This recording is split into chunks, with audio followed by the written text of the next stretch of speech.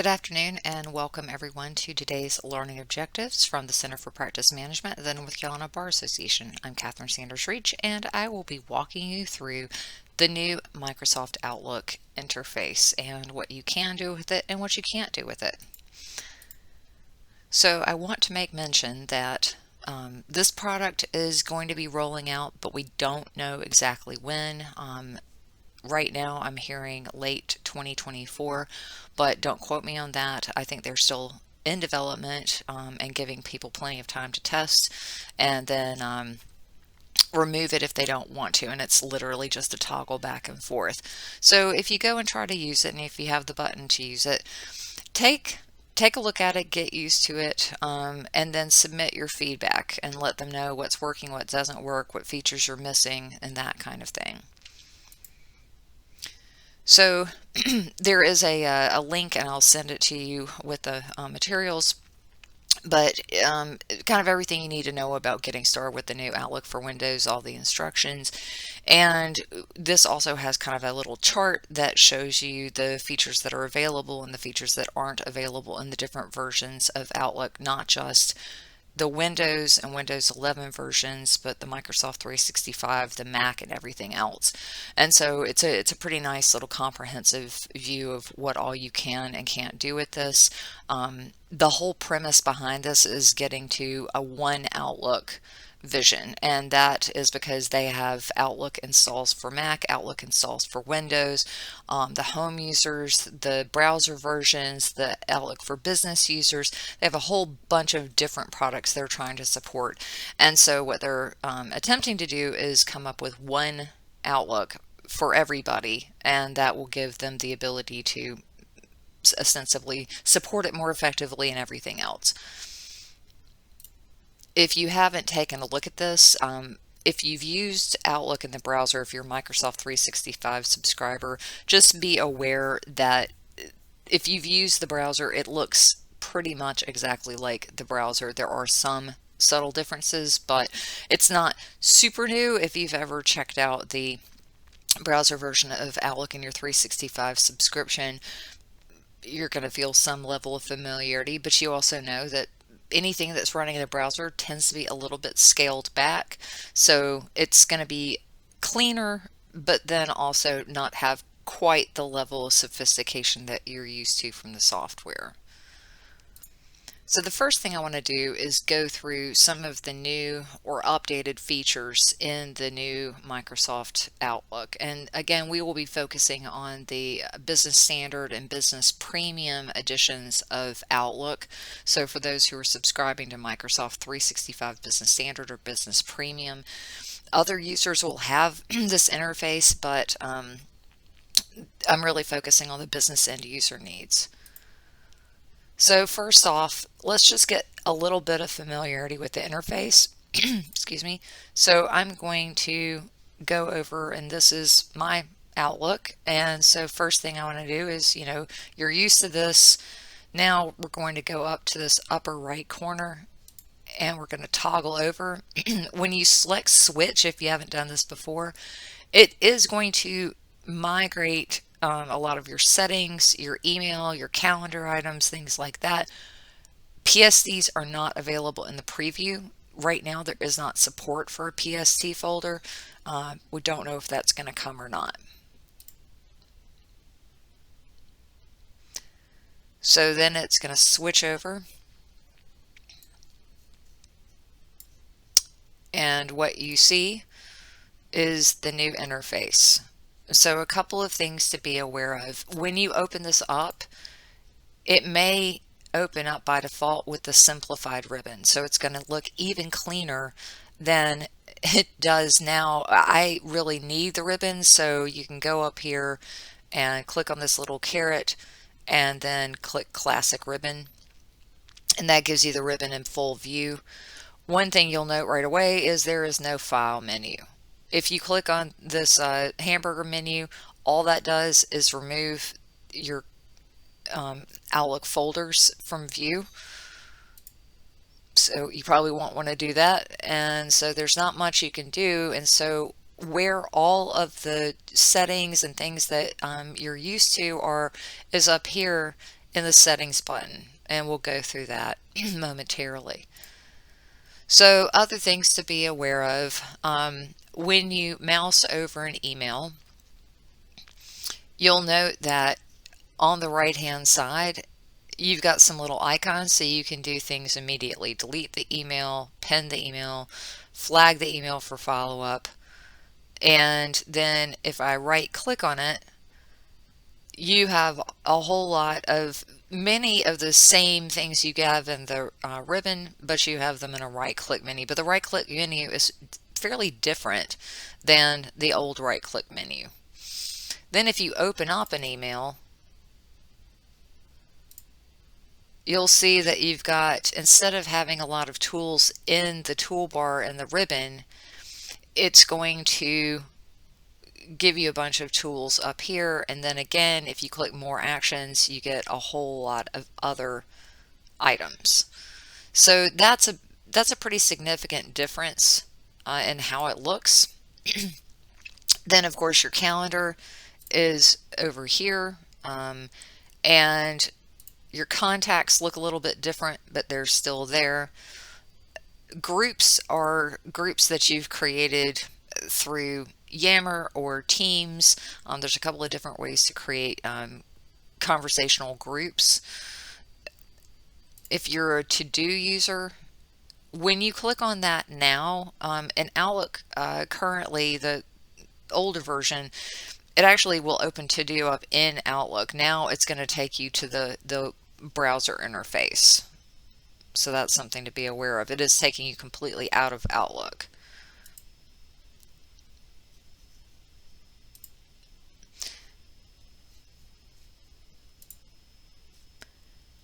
And then you've got Viva Exchange, open up OneDrive, and more apps.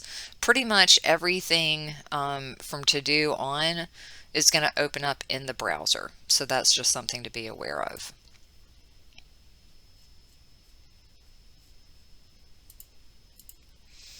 So the first thing I kind of want to show you is how to insert files as attachments or as links, and it's pretty much the same process as it has been for a couple of years with Microsoft 365, except there's a new feature called Insert File. So let me show you that. So if I'm going to send a new email,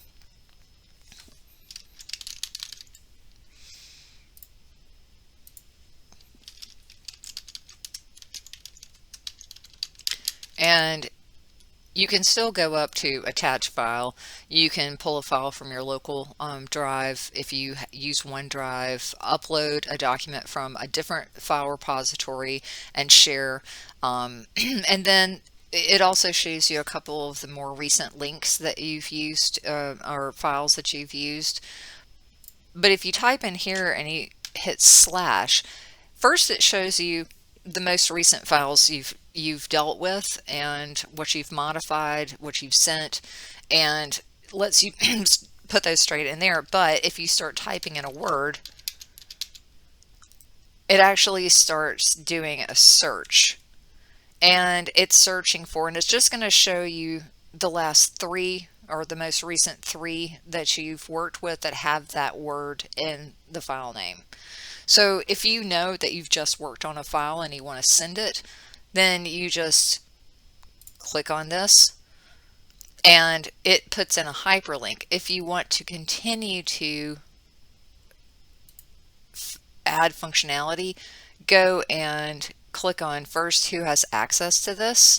So I'm going to choose, people I choose in the organization with existing access, recipients of this message, or anyone. If I choose anyone, I can say they can edit, can view. If it's recipients of this message, I can click on can edit or can view. If I chose Word, it would give me another option. So let's do that.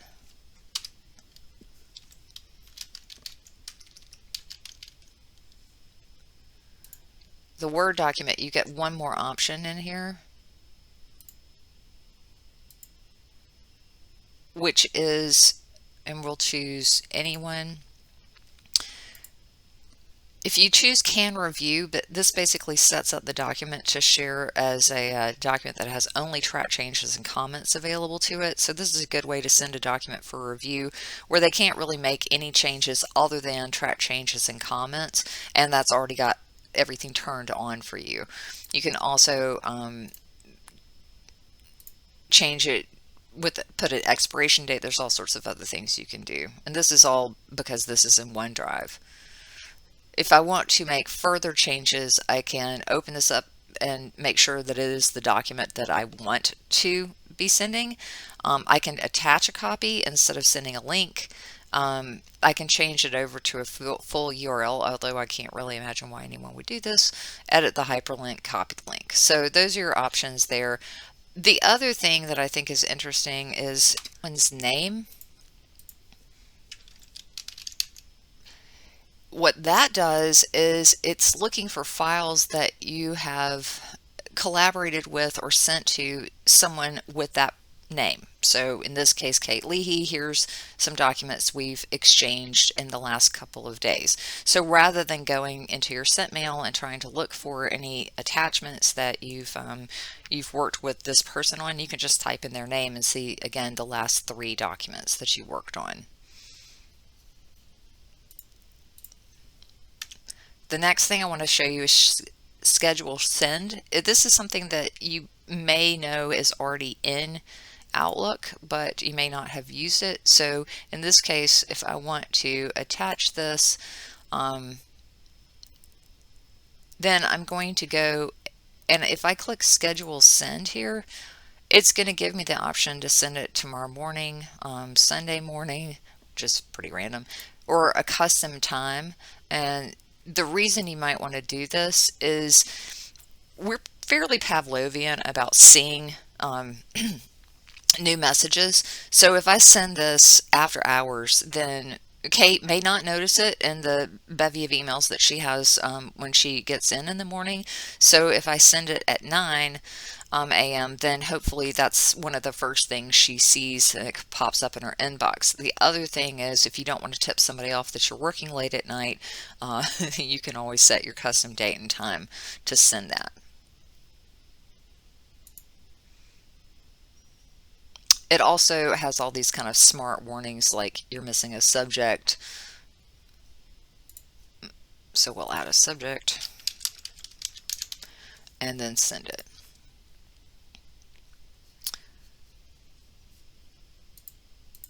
The next thing I want to show you is categories. And categories have been in Outlook for a long time, but they've actually made them a bit enhanced in the new version. So first thing is we're going to look at categories kind of holistically. So you will go into your settings menu, and then over in your general settings, look under categories, and you can see categories that you've created if you were using categories in old Outlook. Otherwise, there's just going to be kind of a list of generic ones. So I can create a new category, and let's call this category follow-up. And you can give it color and click Save. And it appears here. Now you can edit any of these whenever you need to. You can remove them if you don't want to use them anymore, or in this case I'm going to favorite this category, and when I mouse over it, it says favoriting adds the category to your folder pane, which is new. So when I click on that, you'll notice that it shows up in my favorites. So then when I want to select an email, I can go up here. This is something that I'll need to deal with, and instead of sending myself a task, or in addition to sending myself a task, what I can do is categorize this for follow-up, and then I can use this move to button, and I can say, Virginia, you have to know your and if I mouse over this and select that, that has moved that email message into the folder, but I can click here and I don't have to go digging around in my folder structure, which obviously is very long, and I can see that this email is there unread, and it's also tagged Virginia State Bar. And if I go into my folder, which is way down somewhere, then it'll actually have the tag on it as well. So you can tag not only email but calendared items as well. So in this case, I think this program is, I feel like it's, oh, well, I guess we could search for it.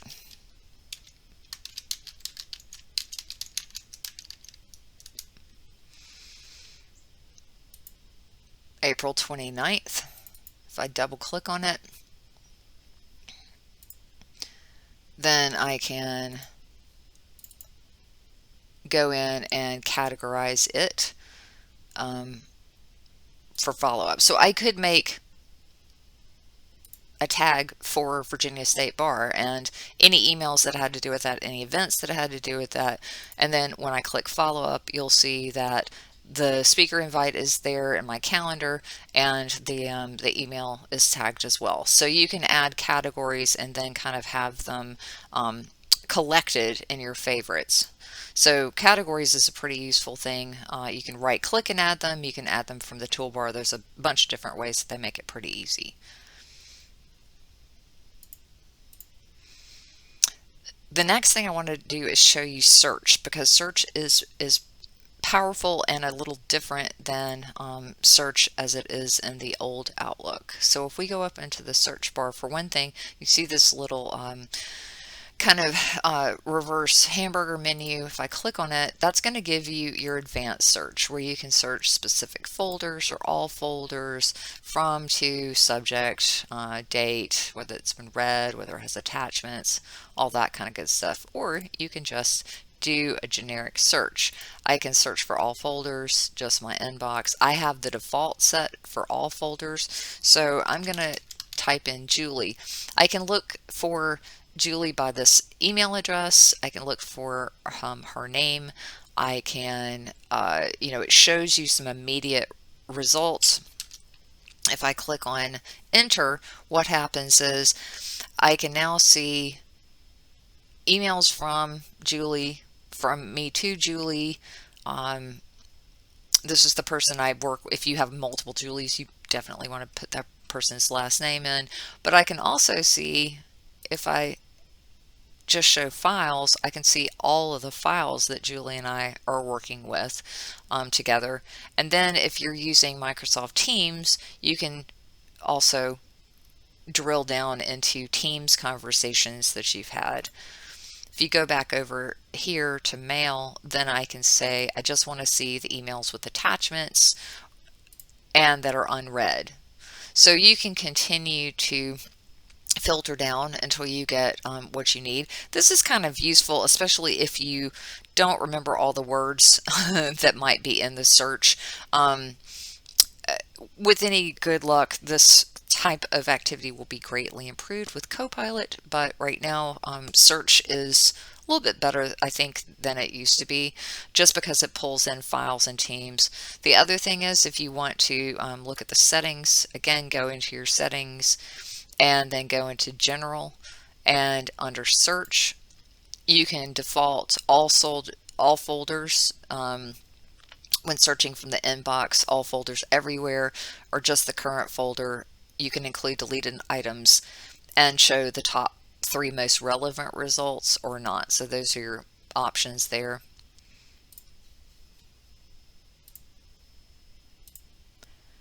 Another thing that you can do is pin emails. This is new to Outlook on the desktop. It's something that's been in the browser version for a while. So say I want to go back to this email and read it. If I move it into a folder, I'll probably forget about it. If I flag it for follow-up, this one is not particularly an action item. So for a variety of different reasons, you may decide you want to select an email and pin it to the top of your inbox, in which case I can just click into it go up into the ribbon and click on pin, and that pins it to the top. And until I unpin it, which I can do by right clicking or just clicking on the pin, that moves it back down into the sort order that you choose, whether that's from, subject, or received. So pinning is nice because, again, it's just another way to make sure that you have email that you need to deal with at the top, or something that you're going back to with frequency, and you can pin as many emails to the top of your inbox as you want to. Sweep is another way of writing a quick rule. I'm not a huge fan of Microsoft Outlook rules because they can conflict with each other and sometimes don't run. And it used to be that there were rules that would run only when you're in Exchange, but one of the things about the new Outlook and the fact that it really is all web-based and there's no local Exchange server is that some things that you can do in Gmail, like write a rule that always works no matter whether you're in your inbox or not, you can do now in Outlook. So sweep, you have a couple of different options. Let me show you kind of what that looks like. So if I go up and I choose an email and I choose sweep, I can say messages from this person, move them from the inbox folder to, and in this case, I think I have a folder already. Yep, I do. Move all messages from the inbox folder into this folder. But I probably want to give myself a chance to see and deal with it first. So there's some other options. Move all messages from the inbox folder and future messages. So that writes a comprehensive rule. And then this one, always keep the latest message and move the rest from the inbox folder. That might be an option, but this is the one that I like the most. Always move messages older than 10 days from the inbox folder. So I can deal with it, and then it will self move into that folder after 10 days. And so I don't have to go back and move it later. That's just going to happen. So it gives me a chance to review it, do with what I need to, and then it'll move. This is helpful for people on your team, clients, other things where you want to get it into the folder, don't want to have to take responsibility for doing it yourself and cleaning out your inbox. And so, you know, for the ones that it makes sense, this is a kind of interesting function.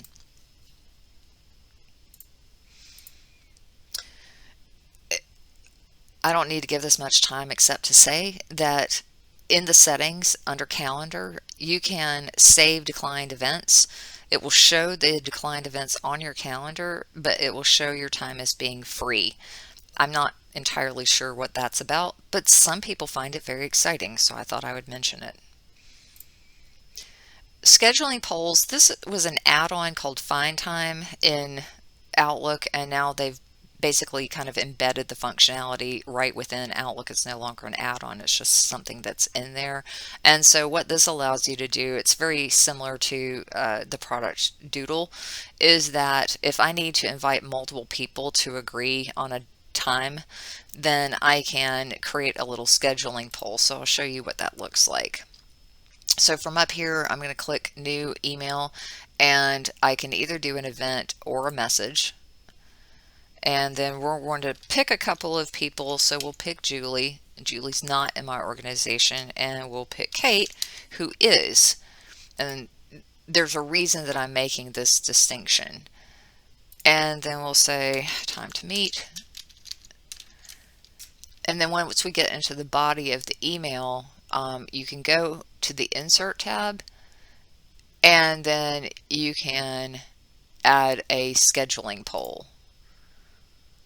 And when you add the scheduling poll, you can go through and change the duration, and then pick a date. No one is available today, so that being me. So click tomorrow, sort by availability. So one of us, Kate's available, but I'm not. So pretty much looks like I'm not available tomorrow. So that's helpful. And again, that's why I want to make the distinction between someone who's in your organization who's using their calendar and someone outside. We don't know Julie's availability based on her calendar because her calendar is not available to us, but we do have availability to Kate's. So let's pick some time next week. And it looks like we're all, at least Kate and I are available. We don't know about Julie. And if you need to see more detail, Kate and I are available. So I'm pick 12:30, and then maybe, well, probably not 2 a.m. And now I notice this is in a.m. That's a kind of flaw. So it doesn't let you do meeting or work hours, which is kind of dumb. But at any rate, let's go ahead and assume that, all right, looks like we're available at 1. Click next. If I want to go back and pick another date, and usually you want to add a couple of dates, but don't do like 12 times because people get tired of trying to figure that out. Just pick a couple. And it looks like Kate's not available for most of the times there, so I'm going to pick a different date. And it looks like we've again, so you keep negotiating availability for the times that you know, then you click next. You can put in a location, you can choose a team meeting, you can also manage your poll settings. Basically, when everybody reaches consensus and responds to the poll, the earliest availability is the one that's going to be automatically scheduled. You want to hold selective times on your calendar, that way you don't accidentally book time over something and then find out that that's when everybody can meet and now you can't. Require attendees to verify their identity, up to you. Lock poll, up to you. Then I click create poll. When I send this out, everybody sees this time to meet. They click on vote and they can choose their availability. You can also see all of your polls going in here. So if I want to click on and see all of my polls,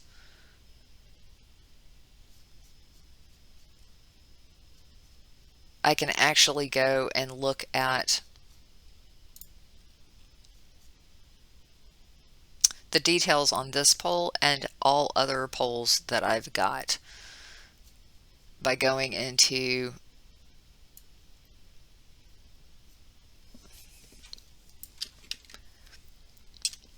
this link. It's outlook.office.com/findtime. So if you were using FindTime before, it's all there. You can see your open polls, completed polls, and expired polls, and you can see that I've used this quite a bit.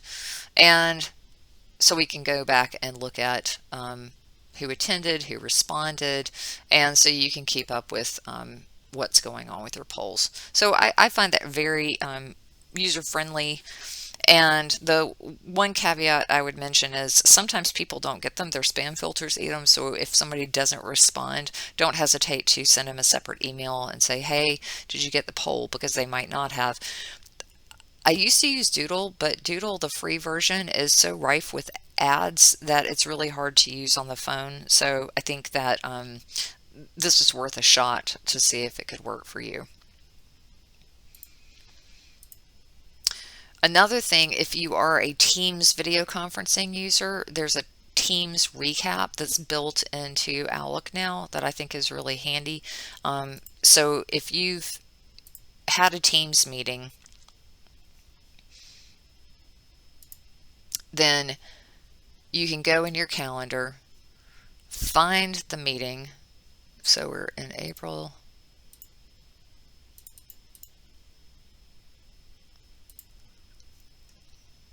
So here's a meeting I know that I had in Teams that was in the past.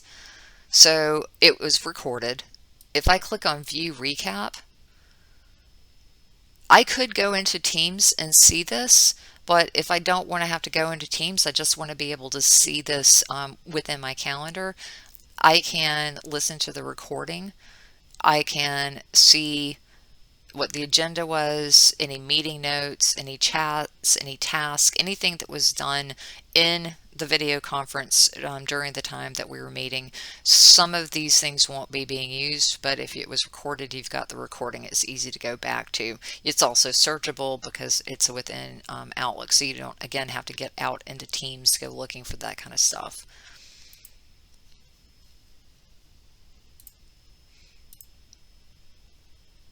So that's what it looks like. There's another tool called Snooze. Again, this is in the browser version if you're familiar with the browser's version. But what you can do, and again, because we're kind of Pavlovian about new email, if I've got something that again, there's so many different ways I can, flag it for follow-up. I can categorize it as follow-up. I can add it as a task. Or if I just go, just send this back to me tomorrow. Then I can click on this email and click on snooze, choose a date, and then it puts the last time you chose. So we'll do a custom date. We'll have it come back on a Friday when hopefully I have a little bit more time to read it. Save. Now, here's what happens. It disappears from your inbox, but it hasn't gone very far because there's a folder created automatically called snoozed. So in your folder structure, you can go down and you can see any messages that were snoozed and see when they're going to come back in. So again, not too far away. And then if you want to unsnooze it, then you can click on it and you can unsnooze. So now we have a whole new word in our lexicon, the unsnooze, and it goes back into your inbox. There's another feature that we have. This is something that I still think is a bit dangerous. It makes me a little worried that you even have it, but you're probably familiar with Gmail's undo, which gives you about 30 seconds to actually undo a message.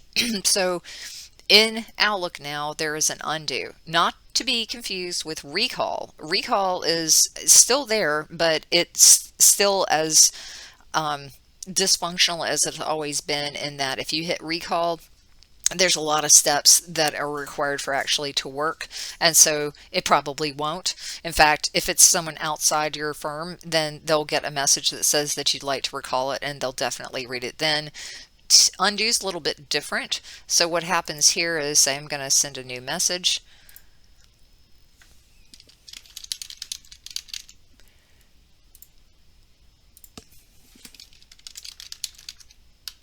And if this has ever happened to you, you've attached something that you didn't mean to, or you sent it to the wrong person. So I'm going to click send. I have 10 seconds to recognize what I did, go down and click undo.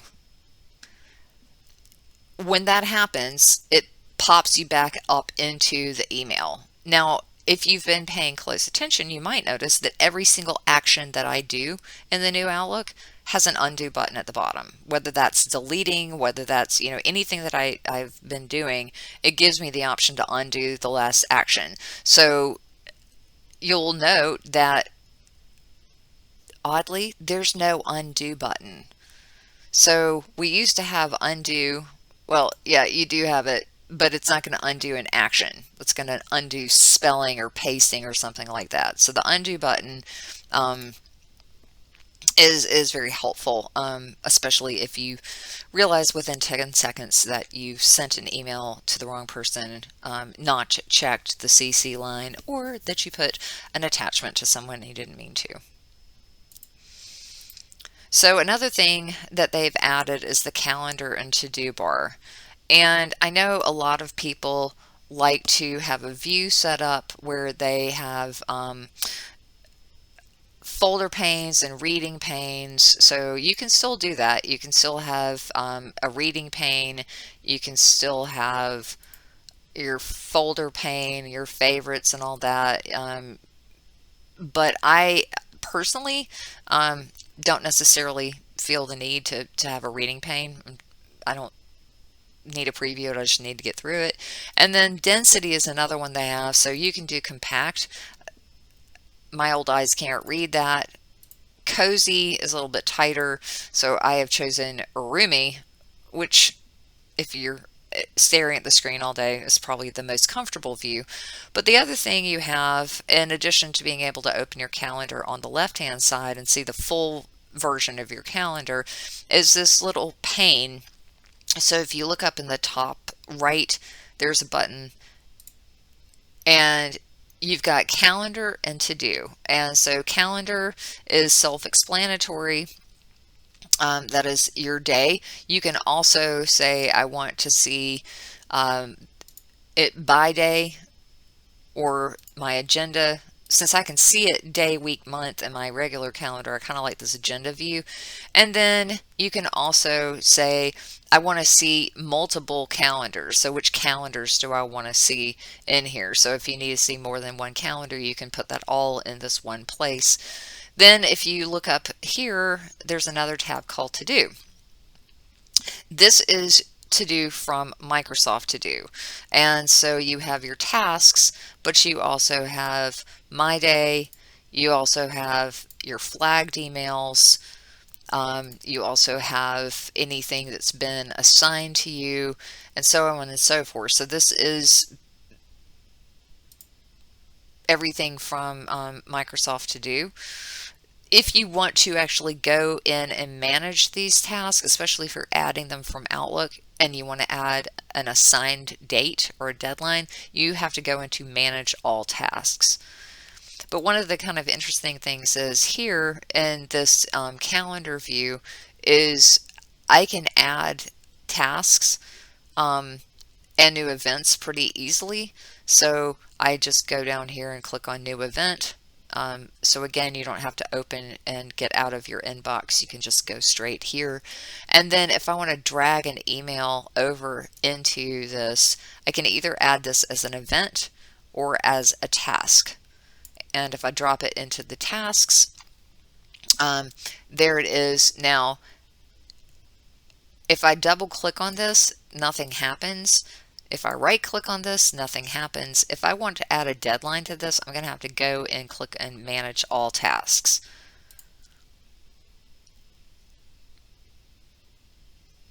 And then this opens up Microsoft To Do. I'm going to click on task. And there's the message. It has no assignment, and this is something that I'm hoping that they're going to improve the integration between Outlook and To Do, because I need to have it tell me when to do something. So in this case, we're going to add a due date, and we're going to pick a date, and we're going to say 24th and save. Now it will pop up a reminder. It'll show me that it's due or overdue, so on and so forth. And then we'll go back into there. It still isn't going to show you, well, now it shows you the due date. So again, if you're going to use this, I think it's helpful, but without going in and adding a deadline, I don't think it does that much for you. And with flagged emails default to tomorrow. So again, not all that helpful unless you go in and actually manage a little bit. And again, going into the calendar. So that's I think that's helpful in order to be able to see that without having to get out of your inbox. There's something that is becoming available in many of the Microsoft 365 applications called loop components. This is something that is rolling out, but what a loop component is if I went to go send a new message and I wanted to add an element of collaboration and go into the body of it, and then I would go to insert loop component, and I can add a bulleted list or a checklist or a progress tracker or voter or Q&A, something like that. We'll just add a task list.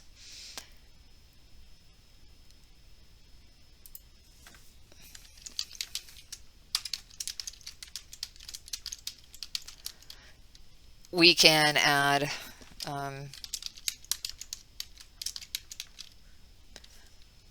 I'll select myself. I'll select today. It's in my to-do bucket.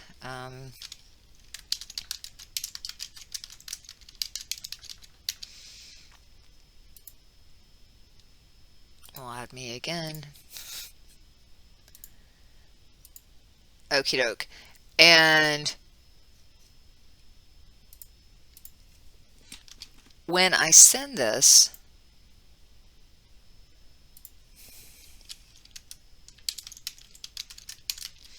the person who receives it, if they make a change to that, it actually changes it wherever you put it. So if I insert that loop component into a Teams message, or if I insert that loop component into a OneNote notebook, it actually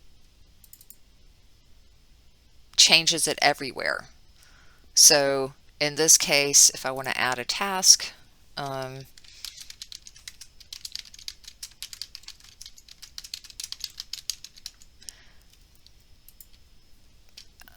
won't confuse my dear coworkers, and we'll do this for Monday. So on and so forth. What happens is this loop component, it's actually saved in SharePoint as its own little file. And you can go into SharePoint and see what's been added and who's added it. So I created the first one, and then anything that's added, you see that it's been added by whom, but not by date when it was added. And you can see other loop components that you've created. So this is just kind of a free-floating bit of collaborative content that can be inserted in multiple places. This one shows you it's in Outlook. This one is in Teams. This one is in Teams. You can put them in OneNote notebooks, like I said. So this is very new to most end users, but it is something that I think we'll figure out what it's good for. One thing to note, Copilot is now available for Microsoft 365 Business Standard and Business Premium. It was only available to the enterprise levels E3 and E5 up until this week, and now anybody can get it for the low price of $30 per user per month, so pretty much twice what you pay for Business Standard right now. I hope it's worth it. I haven't tested it yet because it's literally just become available this week. But one of the things to be aware of is that it's an artificial intelligence built into Microsoft 365 that lets you do things like I could tell it, go through Outlook and find everything related to this and tell me what time I need to be there. Or we were negotiating between dates, which dates were suggested, or other things like that. Things that search just isn't going to be able to do, Copilot will be able to do.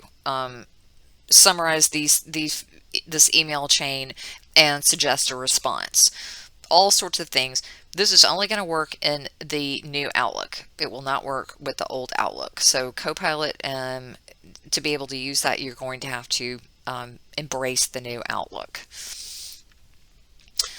Another thing that you can use is bookings. They've integrated a little bit better with the new Outlook, and so I wanted to show you kind of how to find that. If you go up into your settings and you go into calendar and you click on bookings with me, and then you click on this, I do not recommend that you start this from a new event or an email. I think you should go here, and I'll show you why in a second. So that's going to take you to your personal booking page. You can create firm booking pages. This is just a personal one, so we can choose whether we want this to be public. These will appear on your booking page, or private. Only those with the link can view. So I'll make this one public, and we'll call this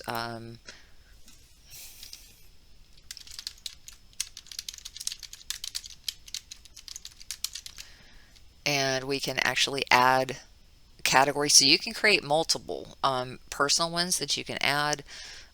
So we'll just give it a label for fun.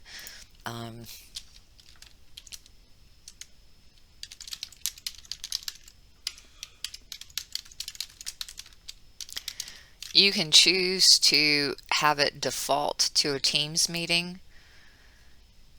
You can choose how long you want the default time to be, and then use your regular meeting hours or custom availability. So let's do custom availability and say I only want to have these meetings available for this date range, or on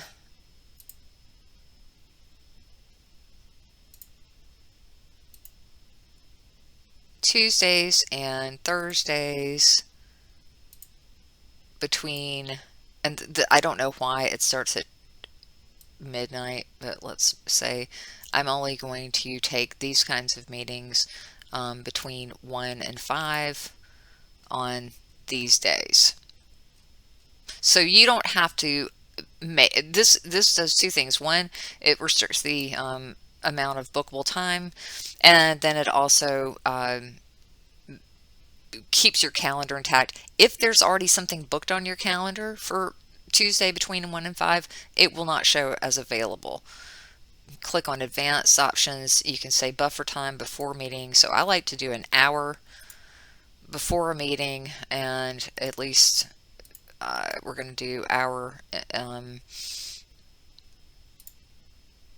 30 minutes after a meeting, and so on and so forth. Maximum lead time, so they can't put something on your calendar beyond 3 months, but you can change that to 14 days if you want to. Send an email reminder to the person who booked, and an email follow-up. So you've got all sorts of different options, and then you click save.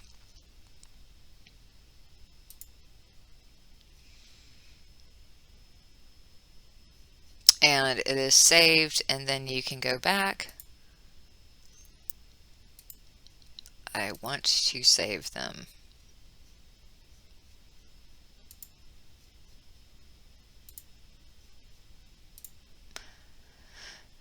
Once you've done this, you can publish it, and you can get the link for it, and then put it into Outlook. You'll have your personal booking page, and if you go back into your settings and calendar, bookings, pick your page. Once you've created it, you can add the link to your email signature, and it'll put that in there. So bookings is something that is, now you've got your personal booking page, or you can create firm booking pages where multiple people can be booked. You have all sorts of options with this, but that's kind of outside the scope of this, but it is something that people are more and more becoming used to being able to do.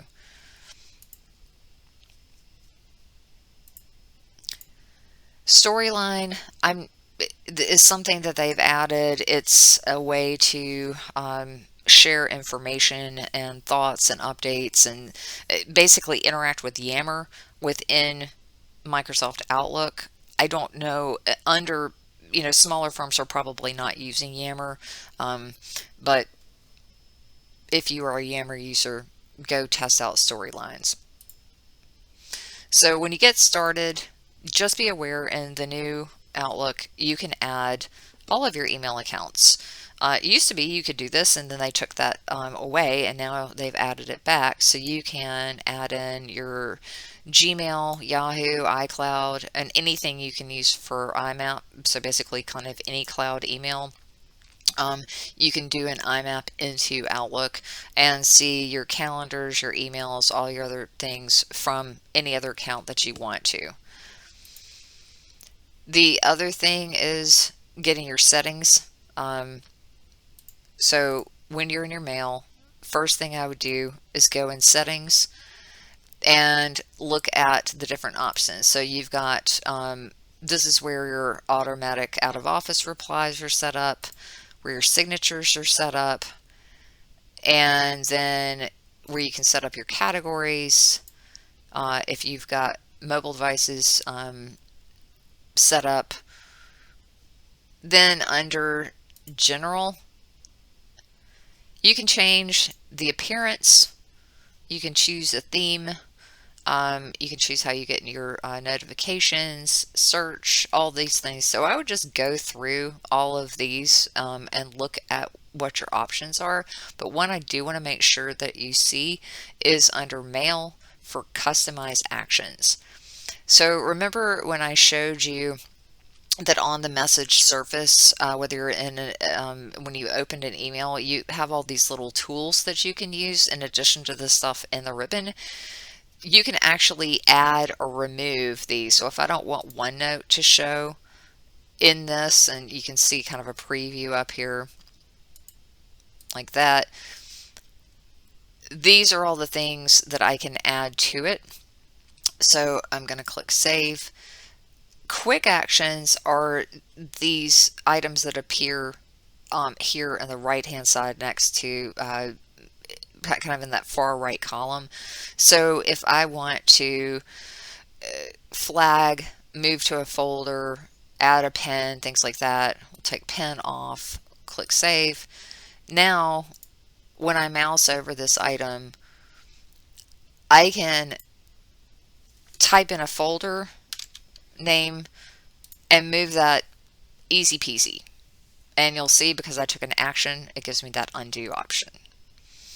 So that's kind of it. There's obviously a lot more to play around with, but I wanted to finish this by mentioning what you're going to miss, or you might miss. So while you can do some customization, you cannot edit the ribbon. You can't edit what shows in the ribbon and all that, nor is there a quick access toolbar. That's probably my biggest complaint right now, is that I don't have a quick access toolbar to add the tools that I use all the time. There is, as we mentioned, no file menu, so you can't save file, save an email, the import, export, all those things. My understanding is some of this stuff is going to come back, or it'll be in a different place, but right now there's no file menu. There is quick steps, but quick steps are not as fully functional as they used to be. There's a lot missing there. Quick Parts is gone. There are templates. So if you want to use a template instead of a quick part, so if I'm going to send a new message, I just drop my cursor in here and then I go to templates, and I've set up templates, basically responses to frequently asked questions. If I want to add a new template, I scroll down to the bottom, click on add.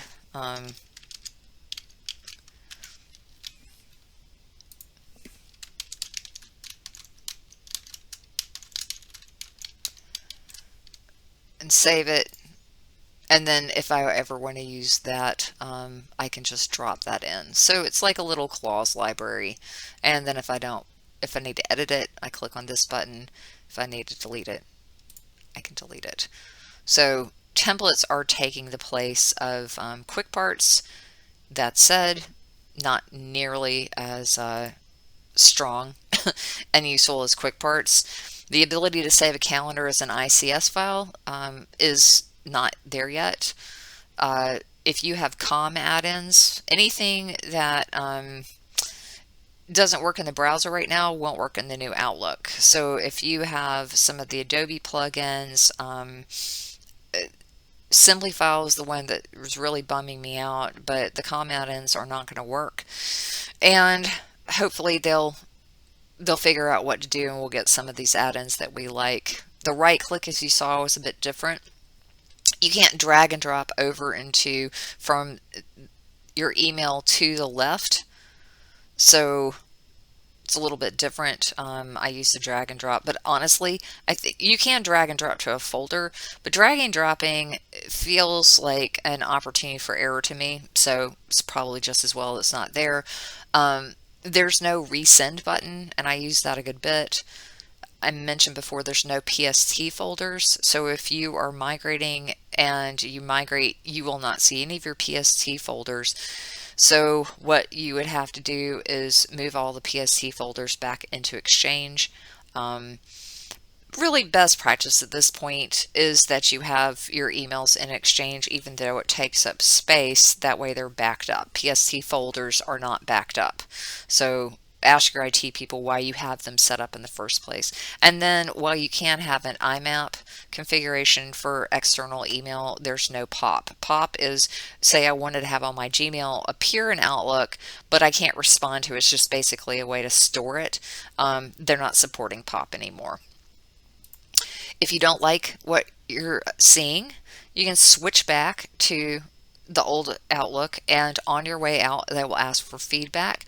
Make sure that you give them feedback. They're not going to know what you like and don't like, so click on one of your options, type in what the issue is. If you want, you can check for solutions related to the feedback. So when I've typed in problems impacting my productivity and I put in quick parts or quick steps, check for solutions, and then they'll verify it's coming, it's not there, or it's there but you missed it.